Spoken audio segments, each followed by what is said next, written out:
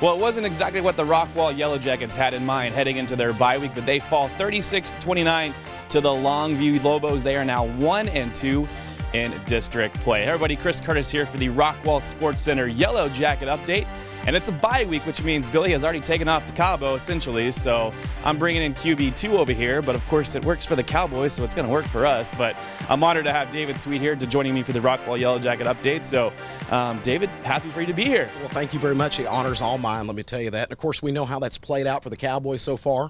Know that Tony Romo, of course, is at least going to have a battle on his hand, right. And it's open for debate of whether or not he returns in his starting role when he comes back. And I think after today's performance, we'll see. I think Billy's going to have a hard time earning this seat. Of course, you already have the looks category already sealed the deal, right? Got it covered. You're not the first person that's told me that. Hear that throughout the community all the time. But I just have to deal with that, and I'm used to being in that position. So. Price you pay for being beautiful, of course. But, of course, we're here to talk about Rockwall Yellowjacket football, and unfortunately, we are talking about a Yellowjacket loss once again.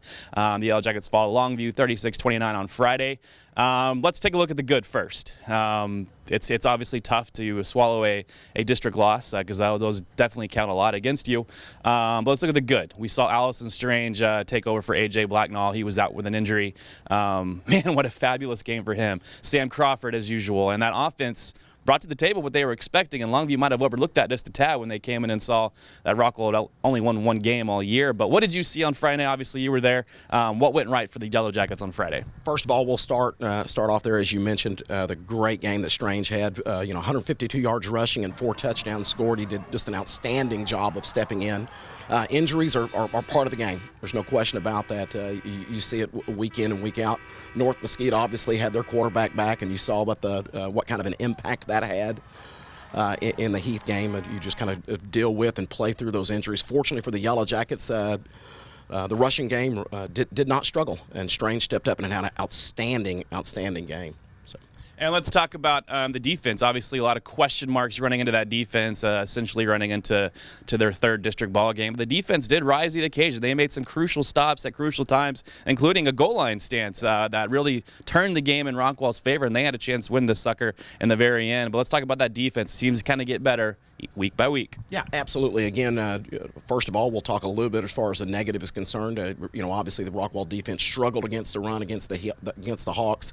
That was the case the other night. That was the difference, if you will. Longview was able to run the football for the vast majority of the game. But now we'll highlight and talk about a couple of the positives. 2 really, really good stops. One right before the end of the first half.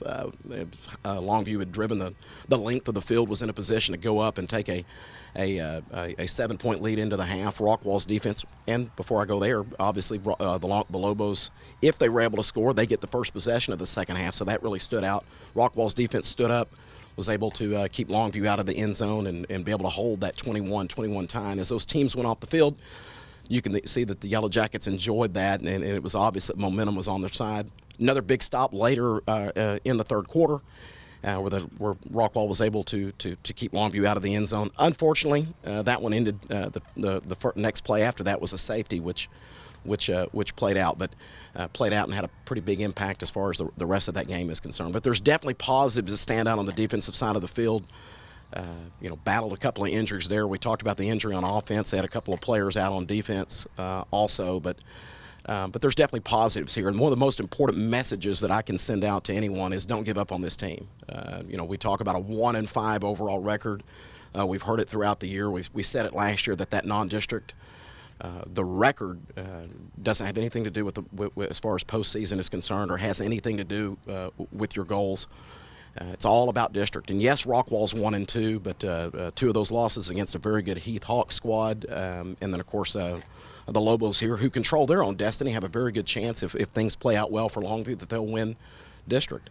So there's lots of positives. There's lots of things that Rockwall can build on, and this bye week's very important, not only from a physical standpoint, being able to recover from these injuries, but from a mental standpoint, just being able to rest a little bit, enjoy this week, and and get prepared, get healthy, get well both mentally and physically, and then next week get prepared for a big game against Mesquite Horn. And of course, a lot of people did pick Longview to win this district, essentially going into it. No, Rockwall is back-to-back district champions. Obviously, a little bit of a different district this time around. But David, I'm going to ask you, this is Coach Webb's 4th year at Rockwall with the Reins, and really, Coach Webb has not had to face this type of adversity since he's been here. His first year, there might have been a little bit of this, obviously winning against Heath in that ball game. They kind of went on a little downhill spiral there.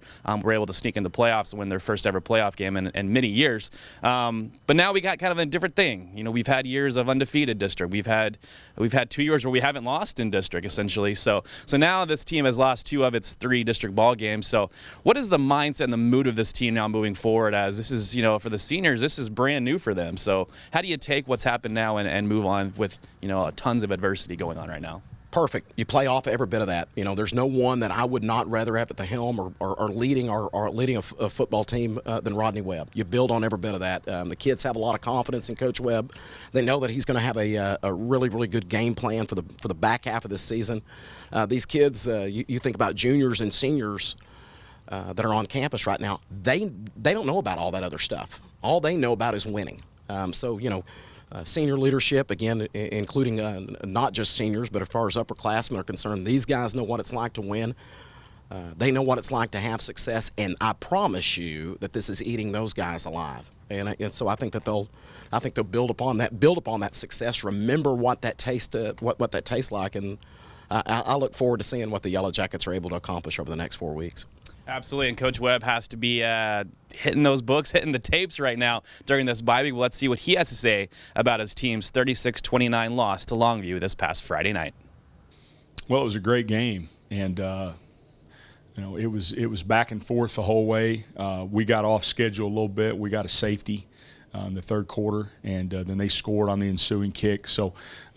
You know, that when they went up 9, it was sort of off serve, so to speak, and we were 2 scores down, and you know, they really played ball control in the third quarter. I think we just had 6 snaps in the third quarter, which is a little bit of our undoing, but it was a lot of what Longview did, and you know, we just couldn't catch up from that. I thought our defense just did a great job. We were kind of playing without a few guys Friday night, a few guys that we didn't have going into the game, and then a couple of guys that we lost during the game. And we just thought the guys that stepped in there, they just did a great job. Longview is prolific offensively, and you like to think that we essentially held them to 28 points defensively, and you like to think when you do a job like that against a high-powered team like Longview, you're going to have a chance to win. I just felt like, you know, we didn't make the plays offensively down the stretch, and we needed to. All right, thanks, Coach Webb. And, of course, this week is a bye week for the Rockwall Yellowjackets and everybody in District 11 6A, so we can all kind of take a nice little breath, relax, have some fun this Friday, our only Friday night off, and hopefully the next 2 months, or Saturday, essentially. But bye week this week, and then, of course, next week, the Rockwall Yellowjackets will take on Mesquite Horn, Coach Webb's old stomping grounds. And, of course, the Yellowjackets did lose to Mesquite Horn last year at AT&T Stadium, so they're going to have that in the back of their minds, these juniors and seniors. But it seems like Rockwall has not really been home much this year, kind of reverse what it's used to be for Rockwall, essentially. But they get to have a great game on the 14th, I believe it is, looking ahead 2 Fridays from now. And it is homecoming for the Rockwall Yellowjackets, so it's going to be an exciting atmosphere. Rockwall gets to take claim of Wilkerson Sanders once again, and they are going to need a big effort against 2-1 Mesquite Horn to pull back into this playoff race. So what do we look at Mesquite Horn as far as a big district matchup ball game? Yeah, absolutely. It's going to be a very big game. Both these 2 teams obviously have a lot to play for. Horn's going to come into this with a 2-1 record as far as district play is concerned, so they're looking forward to. They're going to be very confident. They're going to have a lot to play for as far as that Friday night is concerned. But from a Rockwall's perspective, from a Yellowjackets perspective, I think this one can come at a better time. You know how it's played out the first few weeks of the district play coming into this one at 1 and 2. And again, I talked a moment ago about this upperclassman leadership. They know how to respond to these types of things. What a neat time to be able to play coming off the bye. It is homecoming. You know you'll have a big crowd. Everyone will be behind Rockwall. There'll be lots of support for that. So very tough game. Really good opponent. But I look forward to how the Yellowjackets will compete against the Jaguars. Of course, we'll hear from Coach Webb next week on as far as facing Mesquite Horn. We won't bug him with that. We'll give him some nice time off this week on that question. But, of course, it is a huge district ball game. A lot on the line for Rockwall. Of course, if you go 1-3, it's not officially over, but you're kind of in the doghouse if you do go 1-3. You pretty much have to win out to guarantee yourself a playoff spot. So this is a very, very big game for Rockwall. We're going to need all the crowd support, everybody coming out in orange. Of course, you can come here to Rockwall Sportscenter and pick up your orange gear. They got a lot of new stuff in. So definitely come out here. I know Jared's proud of his hats over here, so definitely come pick up one of those, and let's make the Wilkerson Sanders really, really loud on 2 Fridays from now. So enjoy this Friday off. There will be no Rockwall Sportscenter update next Monday. Of course, Billy is going to be on his 2-week vacation because he allegedly works right now, we say. But you can join the #1 stud over here and his crew. I'm going to say that because it's now your crew now. So here you go. See, I'm learning. At www.rockwallisd.com. Next Friday, of course, Rockwall will take on Mesquite Horn in a big District 11 6A matchup. David, any final words on that ball game? Obviously, the bye week now, enjoying it, getting healthy, and getting ready to rock and roll the second half of the season. Again, just emphasize understanding how this thing's got to play out. Obviously, as far as 4 ball games left to go, you got to beat Mesquite. You got to take care of business, the games that you're supposed to win. You got to beat the Skeeters. Got to beat Tyler Lee, and then at worst, if you will, got to beat North Mesquite or Mesquite Horn. And again, what a perfect opportunity. Coming off the bye week, the Jaguars coming into Wilkerson Sanders, it's homecoming. There'll be lots of energy. The Yellowjackets will be refreshed, so I think it's going to be an exciting game, and I look forward, again, as I said a moment ago, to what the Yellowjackets are going to be able to do against the Jaguars. And of course, we all know Coach Webb teams, the second half of the season, they get ready to rock and roll, and they start bringing it. So definitely exciting times for the Rockwall Yellowjackets moving forward. Don't give up faith. They are 1-2, but there are still big goals in front of the Rockwall Yellowjackets for the 2016 season. Of course, David, thank you for joining me. We'll see you 2 Fridays from now at Homecoming 2016 for your Rockwall Yellowjackets. Until then, don't forget, jacket fight never dies. We'll see you around, everybody.